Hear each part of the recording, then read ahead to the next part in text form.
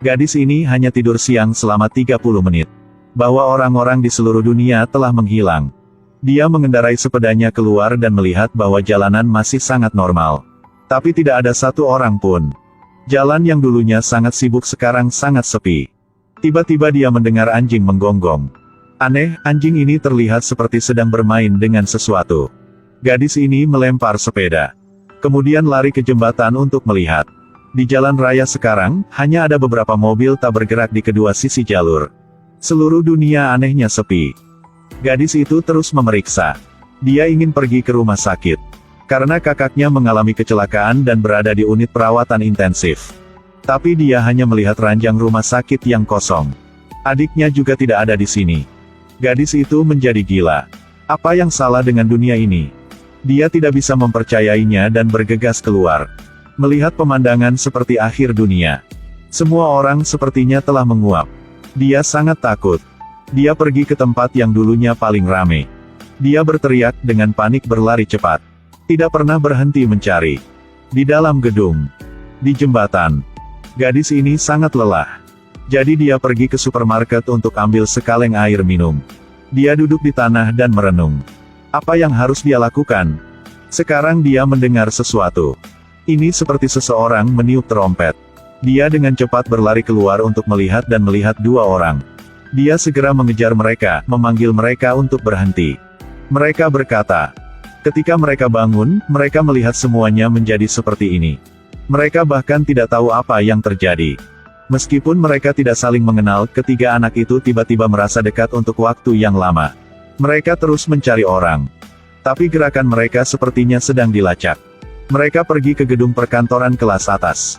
Kemudian menemukan sepasang kaki. Mereka perlahan-lahan lewat di sana, ternyata anak laki-laki kulit hitam. Bocah hitam ini sangat aneh. Dia pergi sendirian. Mereka harus naik sepeda untuk melanjutkan pencarian. Cari dari pagi sampai malam. Tapi kenapa lampu jalan begitu terang? Mereka mengikuti.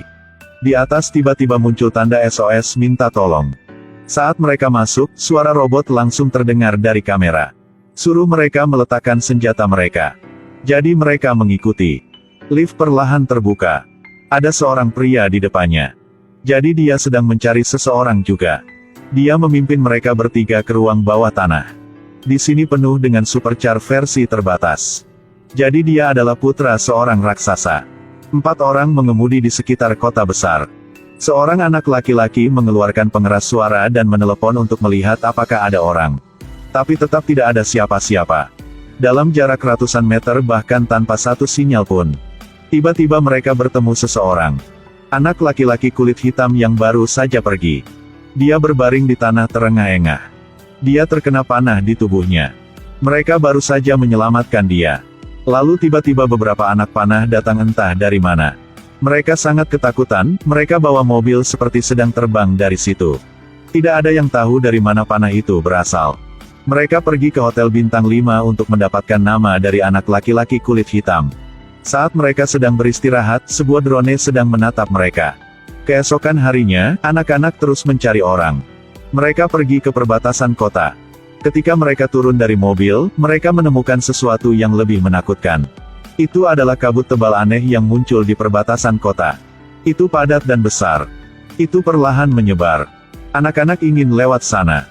Tetapi mereka menemukan bahwa suhu kabut itu sangat tinggi. Kacamatanya retak dalam sekejap mata. Kabut semakin dekat dan dekat. Anak-anak buru-buru pergi dan lari. Anak laki-laki memeriksa dengan teropong. Dia menemukan bahwa mereka tidak dapat melarikan diri untuk keluar dari kota ini. Karena kota ini dikelilingi oleh kabut. Ini sangat menakutkan. Yang lebih aneh lagi adalah mereka semua bangun dan tidak melihat siapapun di sekitar. Tidak ada yang tahu apa yang harus dilakukan. Mereka harus bersembunyi di pusat kota terlebih dahulu. Tapi waktu tidak menunggu siapapun. Kendaraan lapis baja yang kokoh tiba-tiba muncul di jalan. Adalah anak-anak. Mereka memutuskan untuk mengambil inisiatif untuk melewati kabut. Mari kita lihat apa yang ada di baliknya. Mereka berhenti di depan kabut dan menatapnya. Mereka pakai masker. Pergeseran tuas. Menentukan arah. Bersiap untuk berangkat. Tiba-tiba, sebuah suara menarik perhatian mereka. Itu berasal dari telegraf. Mendengarkan nadanya, lawannya adalah seorang pria militer. Katakan pada mereka untuk tidak melewati kabut.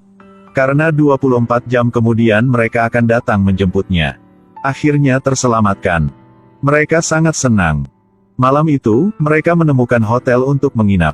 Mereka minum bersama untuk merayakannya. Ketika mereka tertidur lelap, tidak ada yang tahu ada drone yang mengawasi mereka. Gadis itu mendengar suara itu dan pergi keluar untuk memeriksa. Tiba-tiba seorang pria bertopeng dengan pisau berlari ke arahnya. Tapi sekarang senjatanya masih dibongkar. Dia buru-buru berlari ke ruangan lain. Ketika dia dengan cepat menutup pintu, dia menikam pisau melalui pintu. Dia mengunci pintu. Lalu muat ulang. Setiap pisau menusuk melalui pintu. Dia dengan panik berteriak. Tiba-tiba tidak ada lagi suara.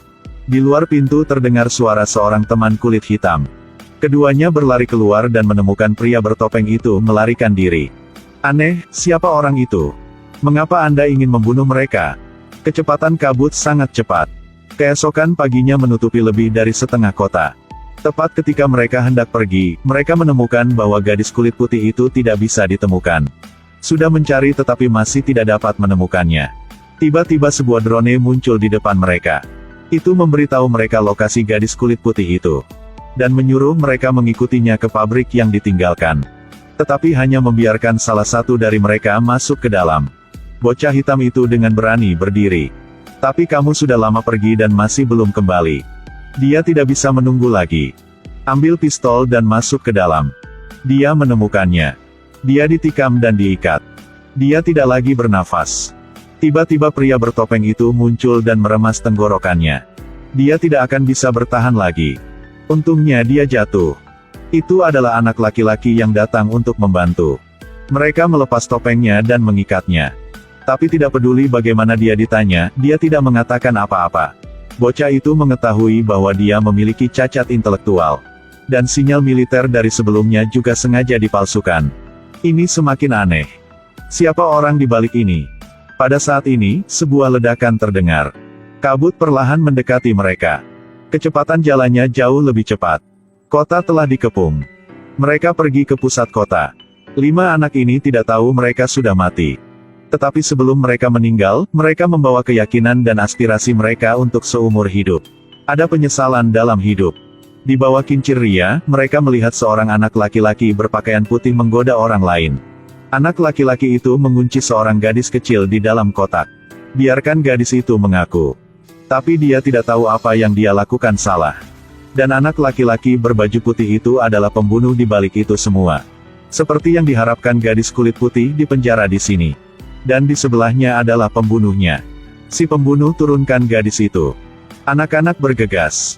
Gadis itu bertanya kepada si pembunuh apa yang terjadi pada dunia ini. Pembunuhnya mengatakan yang sebenarnya. Bahwa taman hiburan baru saja mengalami kebakaran. Pada saat itu, gadis itu melepaskan tembakan. Pembunuhnya telah jatuh. Aneh, lehernya dipukul tapi dia tidak mati. Dia mengeluarkan selembar kertas. Gadis itu tampak seperti dia mengerti sesuatu. Dia mulai mengingat masa lalu. Jadi beberapa hari yang lalu, dia pergi ke taman hiburan ini. Dan di sana dia semua melihat orang-orang yang ada di sekitarnya sekarang. Ketika dia melihat kertas di dinding dia mengerti. Beberapa hari yang lalu saya dan mereka berdua mati dalam api. Asap tebal semakin dekat dan dekat sekarang. Melambangkan bagaimana mereka mati. Bisa juga dikatakan bahwa yang ada saat ini hanyalah jiwa mereka. Mereka tidak berani menerima kenyataan ini. Jadi memutuskan untuk melewati asap. Mungkin bisa menaklukkan kematian. Mereka menginjak gas sepanjang jalan dan mempercepat ke depan. Kilatan cahaya, mereka pergi ke dunia yang sama sekali baru. Di depan adalah langkah. Mereka menaiki tangga dengan perasaan yang belum pernah ada sebelumnya. Mungkin mereka udah tahu mereka lagi di mana. Menaiki tangga, mereka melihat banyak orang. Semua orang sangat senang. Tiba-tiba seseorang menunjuk ke langit. Semua orang juga menonton. Lalu meneriakkan slogan. Apa ini lagi? Mereka melihat ke atas. Fokus yang dimiliki orang-orang itu adalah pilar batu. Di atas pilar batu itu adalah pembunuhnya. Mereka merasa mengerikan. Ini lagi di mana? Jadi anak-anak ini masih tidak bisa lepas dari cakar si pembunuh. Dia seperti takdir. Selalu berniat untuk menahan mereka. Tapi mereka tidak menyerah. Mereka dulu bertarung dengan takdir. Mereka dulu bisa kabur. Saya percaya mereka akan terus berjalan di masa depan.